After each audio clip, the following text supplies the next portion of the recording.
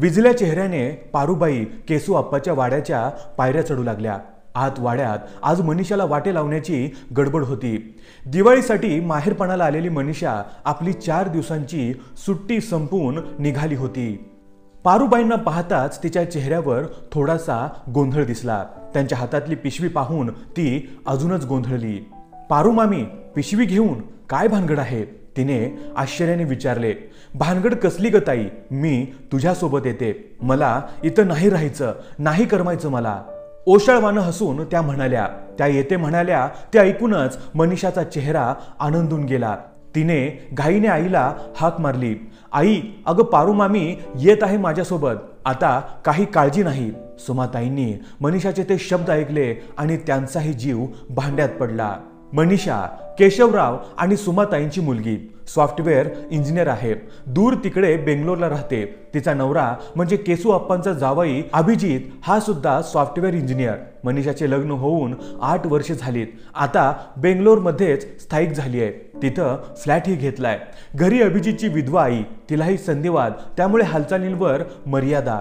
केसू आप्पांना 2 मुले, मोठा मकरंद आणि छोटी मनीषा। केसू आप्पा स्वतः फारसे शिकलेले नाहीत, पण त्यांना शिक्षणाचे महत्त्व पुरेपूर पटलेले होते। त्यांनी आपल्या दोन्ही मुलांना चांगले शिकवले। मकरंद सीए होता, पुण्याला त्याची फर्म होती। त्याची बायको पण सीए होती। दोघेही पुण्यात सेटल होते। केसू आप्पा आणि सुमाताई इथे खेड्यातच राहत होते। घरची भरपूर मोठी शेती होती। गड्यांकरवी शेती करून घेत होते। त्यांना पुण्याला फारसे करमायचेही नाही। शिवाय मकरंदने आपल्याला न विचारता स्वतःचे लग्न ठरवले हा सल सुद्धा होता सोबतीला। त्यामुळे ते पुण्यात फारसे रमायचेच नाहीत। सुनबाईचे माहेर ही शेजारच्याच गल्लीत होते, त्यामुळे तिचे यांच्या वाचून काही अडतही नव्हते। अभिजित केसू आप्पांच्या दूरच्या नात्यातीलच होता। कधीतरी लग्न कार्यात त्याने मनीषाला पाहिलेली होती। सुदैवाने दोघेही एकाच क्षेत्रात नोकरीला होते। वडील वारल्यानंतर वर्षभरात लग्न करायचे म्हणून त्याने मनीषाला मागणी घातली। स्थळ सर्वांना आवडण्याजोगेच होते। थाटामाटाने लग्न झाले आणि मनीषा बेंगलोरला अभिजितच्याच ऑफिसमध्ये रवाना झाली। अभिजित सोबत अभिजितची आजारी आई सुद्धा पूर्वीपासूनच राहत होती। लग्नानंतर 2 वर्षांनी सोहमचा जन्म झाला। मनीषा डिलिव्हरीनंतर विश्रांतीला 2 महिने माहेरी आली। आई, आता घर, सासूबाई आणि बाळ सांभाळून मी नोकरी कशी करू ग? नोकरी सुद्धा गरजेचीच आहे। तिने काळजीने आपला प्रश्न सुमाताईंपुढे मांडला। सुमाताई थोड्याशा विचारात पडल्या आणि त्या मनीषाला म्हणाल्या, मी पारू मामींना विचारून बघते। पारू मामी एक गरीब विधवा। केसू आप्पांच्या वाड्याजवळच तिचे छोटेसे एका खोलीचे घर होते। 15-20 वर्षापूर्वी तिच्या नवऱ्याने कर्जबाजारीपणाला कंटाळून जीवन संपवले होते। पदरात एक मुलगा होता। पारू मामी मोठी धीराची। भाऊकीच्या उरावर राहून तिने आपली जमीन कसून प्रसंगी दुसऱ्याकडे मजुरी करून सावकाराचे कर्ज फेडले। आपली जमीन आणि घर टिकवून ठेवले। शिकेल तोवर मुलाला शिकवले। या कामी तिला सुमाताईंनी खूप मदत केली होती।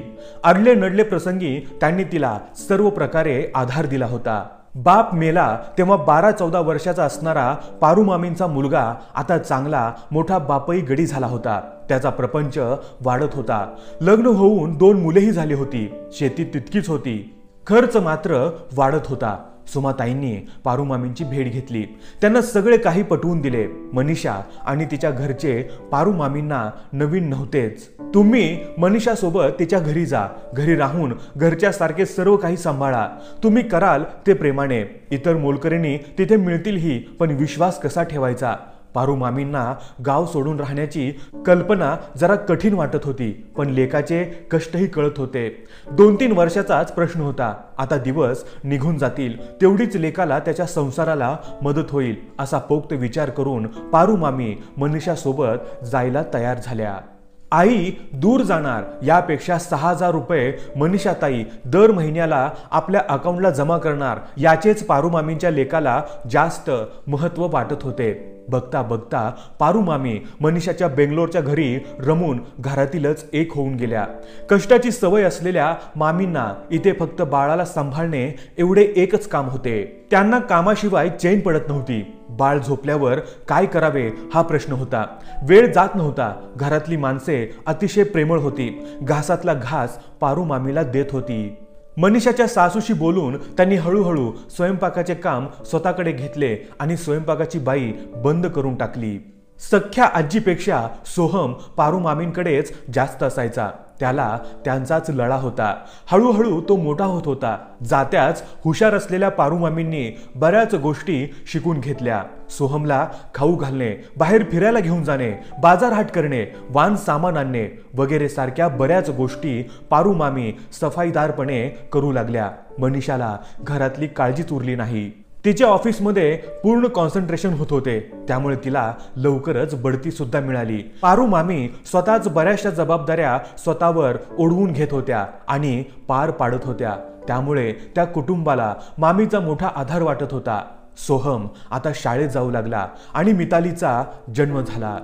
गरोदरपण, बाळणपण यामध्ये पारू मामींना मनीषाची तिच्या आईपेक्षाही जास्त काळजी घेतली. मितालीचा जन्म झाला आणि पारू मामींची जबाबदारी आणखी वाढली. मनीषा मात्र त्यांच्यामुळे निर्धास्त होऊन नोकरी करत होती. 2 वर्षांसाठी गेलेल्या मामी 6 वर्ष झाली तरी तिथेच होत्या. घराच्या आत राहणे, चांगले पौष्टिक खाणे आणि चांगल्या झुळझुळीत साड्या यामुळे पारू मामींची कांती आता चांगलीच खुलून दिसत होती. मामी मनीषा सोबतच एखादा दिवस गावाकडे यायच्या. लेका सुनेच्या कष्टाला महिन्याला अकाउंटमध्ये जमा होणाऱ्या पैशांमुळे हातभारच लागत होता. मुलगा आणि सून खुश होते. घराची प्रगती होत होती. लेकाने आता 2 म्हशी घेतल्या होत्या आणि दुधाचा धंदा चालू केला होता. जुनी एक फटफटी विकत घेतली होती. जुन्या खोलीचे गंजलेले पत्रे काढून टाकून नवीन 2 खोल्या बांधून 3 खोल्यांचे घर बनवले होते. घरात नवीन भांडी, टीव्ही दिसत होता. या वर्षी मात्र पारू मामींनी दिवाळीला मनीषा सोबत गावाकडे येताना सांगून टाकले, मनीषा ताई, आता मी काही परत यायची नाही. मला पण आता मुला लेकरात राहावं वाटतंय. मनीषाने पुष्कळ समजावून पाहिले पण पारू मामी नाही वरच ठाम होत्या. मनीषाचे त्यांच्या वाचून खरोखर खूप अडत होते. सासूबाईंच्या आजारपणाची, मुलांच्या सांभाळण्याची, शाळेच्या नेण्या आणण्याची, बाजारहाट करण्याची, स्वयंपाकाची, कशाची तिला काळजी नव्हती पारू मामींमुळे. पण मामी ऐकेनातच. शेवटी तिचा नाईलाज झाला. गावी निघण्यापूर्वी तिने मामींना सुरेखची पैठणी घेतली. सोबतच त्यांच्या हातात एक डबा दिला. डब्यात कानातले टॉप्स, अंगठी आणि गळ्यातली मोहन माळ होती. मामींच्या पाया पडत मनीषा म्हणाली, मामी, 6 वर्षात तुम्ही कधी बाहेरच्या म्हणून राहिल्या नाहीत. स्वयंपाकवाल्या मावशींना बंद करून ती जबाबदारी स्वतःकडे घेतली. कितीतरी कामे तुम्ही स्वतः होऊन केलीत. मुलांना जे प्रेम दिले त्याची बरोबरी मी करू शकत नाही. पण स्वयंपाकवाल्या मावशींना मी जो पगार द्यायची तेवढा तुमच्या नावाने बाजूला काढून ठेवायचे. त्याचेच हे दागिने तुमच्यासाठी घडवलेत. असू द्या, तुम्हाला कामाला येतील. पारू मामी मनीषाच्या बोलण्याने गहिवरल्या. मनीषा सोबतच गावाकडे आल्याबरोबर त्यांनी घरी आपल्या मुलाला सांगून टाकले, आता मी जाणार नाही. 2 दिवस खूप आनंदात गेले. 3ऱ्या दिवशी संध्याकाळी त्या शेतावरून चक्कर मारून घरी आल्या. अंधार पडू लागला होता. सुनबाई स्वयंपाकाला लागली होती. मुलगा त्यांना म्हणाला, आई, अगं इतका उशीर कशाला केलास यायला? बिबट्या येतोय किती वेळेस गावात. 8-10 दिवसांपूर्वी एकाचा जीव की घेतला ग त्याने. चटक लागलेलं जनावर भारी डेंजर असतं, जपून राहायला हवं. त्याच दिवशी रात्री त्यांना कसल्याशा आवाजाने अचानक जाग आली आणि पारू मामी अंथरुणावर उठून बसल्या. लेका सुनेची कुजबूज त्यांना ऐकू येऊ लागली. सून म्हणत होती, या आता इथे नुसत्या बसतील, माझ्या जीवाला कहर. त्यापेक्षा त्यांना अशीच नोकरी बघा. आणखी कोणाला विचारून गावात. जर कामाला पाहिजे असेल तर पाठवा. तेवढीच मदत होईल घराला आणि तुम्हाला पण. लेखही सुनेपुढे तिच्या होला हो मिळवत म्हणत होता, होय, सकाळी 4 चौघांच्या कानावर घालून ठेवतो. कोणी गरजू असेल तर म्हातारीला पाठवता येईल. पारू मामी स्तब्ध झाल्या. खूप वेळा त्या बसून राहिल्या. सगळा भूतकाळ त्यांना आठवला. तरी बरे, मनीषांनी केलेले दागिने त्यांनी सुनेला दाखवले नव्हते. मामी सावध झाल्या. त्यांनी मनाशी काही निश्चय केला. उद्या मनीषा जाणार होती. रात्रीच त्यांनी आपली पिशवी भरली. सारी रात्र त्या डोळे मिटून पडल्या. झोप लागलीच नाही. उजाडल्याबरोबर त्यांनी लेकाला बोलावले आणि सांगितले, मी काही राहत नाही. मनीषाने फारच आग्रह केलाय, मी जाते तिच्याबरोबर. लेकाने आनंदाने परवानगी दिली.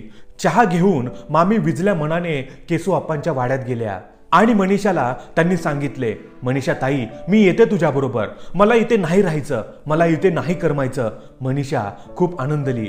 निघायच्या आधी सुमाताई आणि मनीषाला बाजूला घेऊन पारू मामी भरल्या गळ्याने म्हणाल्या, मनीषा ताई, आजवर कधी व्यवहार पाहिला नाही, पण आता सांगते, जे काय पैसे देशील ते गावाकडे पाठवू नकोस. तिथेच माझ्या नावावर बँकेत टाकत जा. इतकंच ना मामी? नक्की करू. अहो, तुमच्या नावाचे अकाउंट आहेच की. असे म्हणून ती बाजूला गेली. सुमाताईंनी मात्र ओळखले काहीतरी गडबड आहे. त्यांनी नजरेनेच मामींना विचारले, काय झाले? डोळ्यातले पाणी लपवत मान फिरवून मामी बोलल्या, चटक लागलेलं जनावर भारी डेंजर असतं सुमाताई. आणि मितालीला उचलून मनीषाच्या मागे आपली बॅग घेऊन त्या निघाल्या.